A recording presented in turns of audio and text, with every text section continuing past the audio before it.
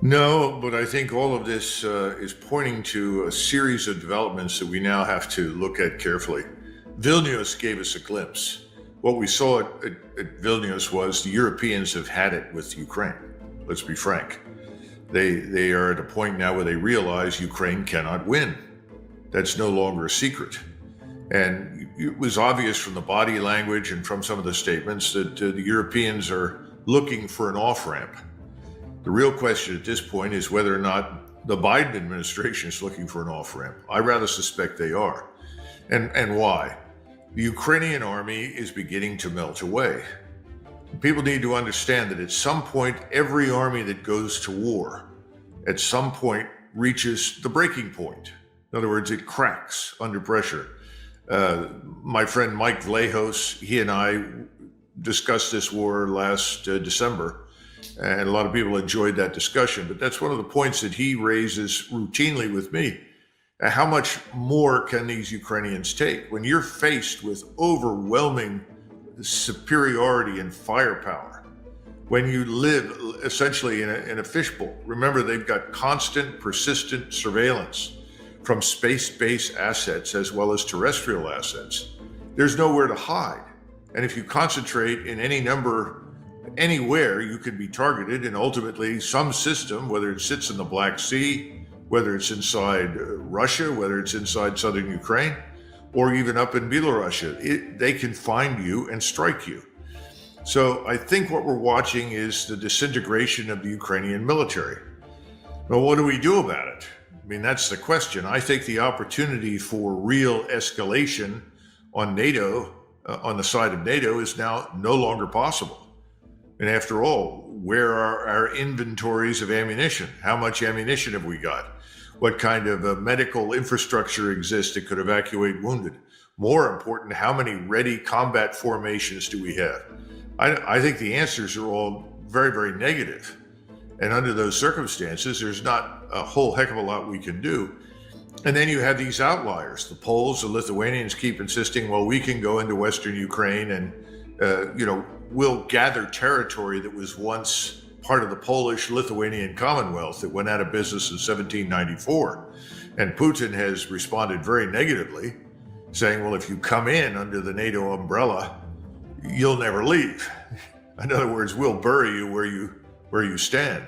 And that's a pretty serious response, and it's one that everybody should take seriously. So I hope that people in Washington recognize two things. Ukraine has already lost the war. This is not going to be won. Ukraine is disintegrating. Its armed forces are falling apart. They're not bad people. They're not bad soldiers. They've done all that is humanly possible. The hundreds of thousands of dead and casualties is simply too much. All the hospitals are full. How many people they've got left that they could throw at the advancing Russians is anybody's guess, but I don't think it's very much. So the question now is, what do we do? Do we let this continue? How many more have to die before we finally say enough's enough? That's really where I think we are at this point. You had a number of reports recently in the past 24, 48 hours about United States weapons that are pouring into Ukraine have overwhelmingly wound up on the black market. The Biden administration appears to... I'd like to think that they're looking for an off-ramp, but it appears that they continue to want to making these exceptions to send cluster munitions, which this weekend were raining down on journalists, killing journalists. I had one journalist who told me he made it out barely. His friend was killed because of these cluster munitions by Ukraine from the United States, make no mistake about it. And so we continue to push this stuff in there into this meat grinder. For what purpose? So it appears, and then you have the Wall Street Journal this morning headline, Ukraine's lack of weaponry and training risks stalemate in fight with Russia.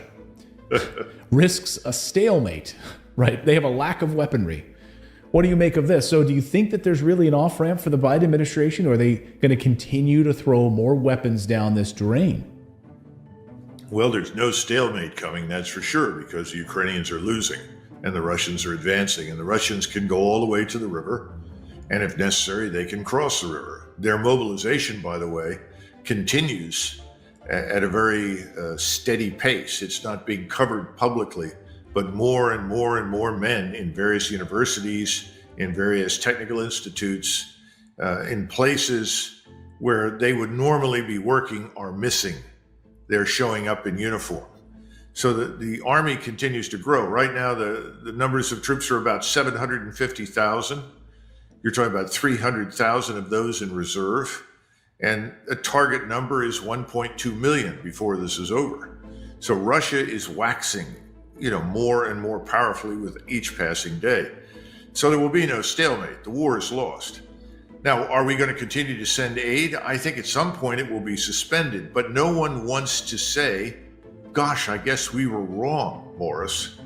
Russia was weak, or so we thought. I guess it's not. They're not incompetent. They're not stupid. And the other question will come up is, why has this taken so long for the Russians to finally move on the offensive? Well, Putin has always been extremely sensitive to taking any action that could lead to a confrontation between the United States and Russia. He doesn't want that. He doesn't want a confrontation with NATO, but he knows that ultimately that means us. That's the last thing in the world he wants. He's always wanted to get to the negotiating table, come to some sort of solution, and return to normalcy. We are the ones with our sidekicks in London who continually insist that there can be no negotiated solution. Well, if there's no negotiated solution, you just keep marching west. That's the Russian answer. And people say, oh, well, that can't happen. What do you mean it can't happen? What's going to stop them? That's the point. There is nothing out there right now. And if we decide to tell the Poles privately, okay, stick your toe in the water, cross the border, go to Lvov, what's going to happen? I think Lvov could easily end up being leveled. And the troops that try to come across, unless they are heavily defended by air and missile defense systems, they're going to be blown to smithereens.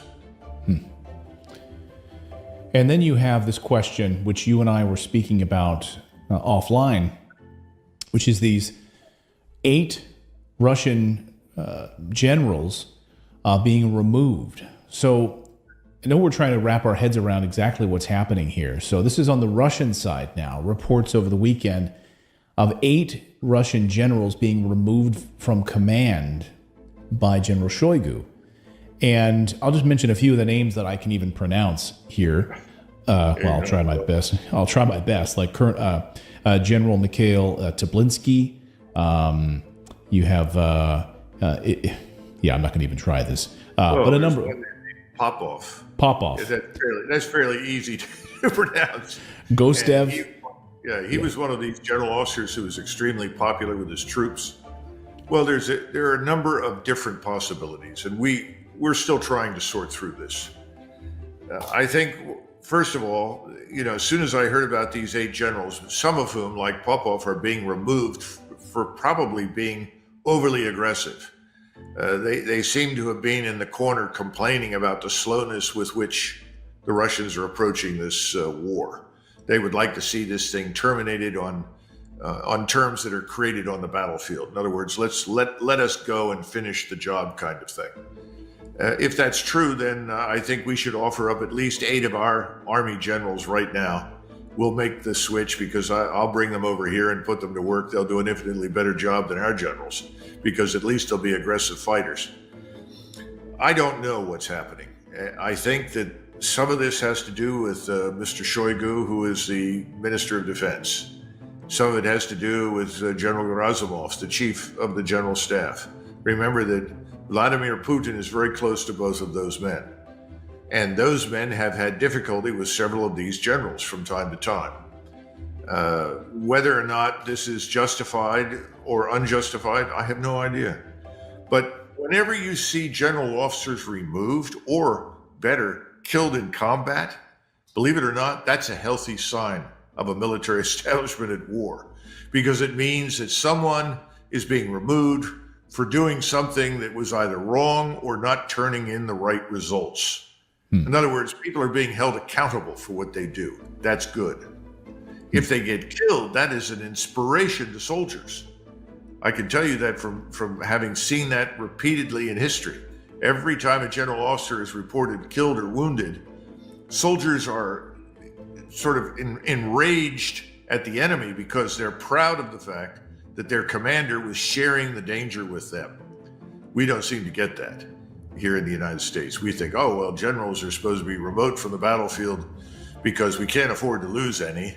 If we lose, their big brains will lose the war. Well, that always turns out to be nonsense because, as Charles de Gaulle said, cemeteries are filled with indispensable men.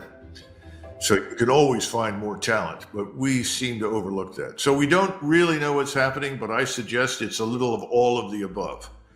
Some of these people have been a little too outspoken in their criticism. Some of these people haven't done their jobs to the satisfaction of people above them. But, to say that this is evidence for an imminent collapse on the Russian side is absurd. And I'll get you out of here on this, Colonel. We just learned a few minutes ago that Ukraine vows that they will continue to attack Moscow with continued drone attacks. This coming in from the Telegraph just a short time ago. Moscow was hit several times over the weekend. This has been ongoing. That Russian Defense Ministry building is believed to be the headquarters where this was targeted. No one was injured in the strikes, but Ukraine says they're going to continue these drone attacks against Moscow. What do you make of this? These are acts of desperation. The two key words to describe the situation right now in Ukraine are very straightforward. One is desperation. The other is disintegration. Ukrainians are desperate. The Ukrainian government is. And they will do anything that they can with whatever they have to sort of strike back at Russia. The problem for them, of course, is this sort of thing doesn't help them at all. It makes matters far worse.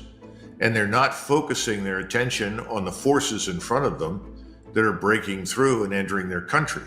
That's where they should be focused. You kill the enemy that you've got in front of you. If you don't kill him, it doesn't matter what happens anywhere else, you're going to lose the fight. Well, they're losing that fight, and they can't even get their soldiers to stand and fight anymore because, frankly, they're tired of dying, and they're questioning the wisdom of doing it anymore because they don't trust the leadership in Kiev. I don't think they trust their own general officers. They don't trust their brigade commanders. They don't trust most of their officers. I think that's a huge problem right now on the ground for the Ukrainians. And I should clarify, they say they're going to vow further attacks on Moscow and Crimea. So, which, if you want to win the hearts and minds of the people of Crimea back over again, the best way to win those people over is by bombing and killing them, I suppose. Well, Crimea is the hub for a lot of military power that the Russians have, and they know that. But it's not going to change, the outcome. I mean, this is sort of the final act of defiance. Yeah. So I think what we ought to be thinking about right now is how do we bring this to some form of closure? What do you do about this man Zelensky? I mean, he's done everything the globalists and neocons wanted him to do. He's marched hundreds of thousands of his countrymen into war to be killed or wounded. He's maintained the fiction that he was winning and Ukraine would triumph for how long now? 560 days? What are you going to do with him? Can he negotiate an end to this war? Seems unlikely to me. So I would watch and see what now happens with Zelensky and the people around him. Because if this is going to end before Ukraine as a nation state completely goes out of existence, someone in Ukrainian uniform probably has to step forward and take responsibility and ask for some sort of ceasefire and withdraw to some lines that people make on maps until talks can be arranged in Moscow or wherever they decide to hold them, probably back in Belarus, I would suspect.